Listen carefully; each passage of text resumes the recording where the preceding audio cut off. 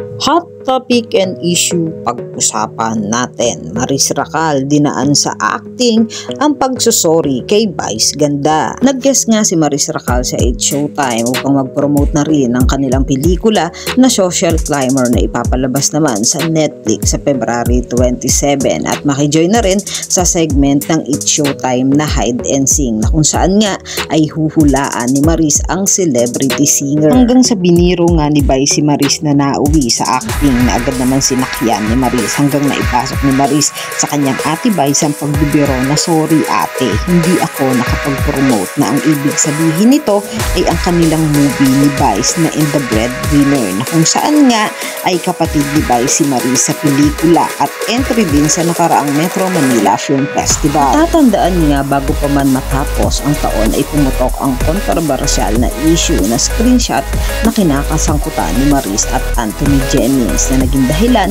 ng pansamantalang pananahimik ni Maris.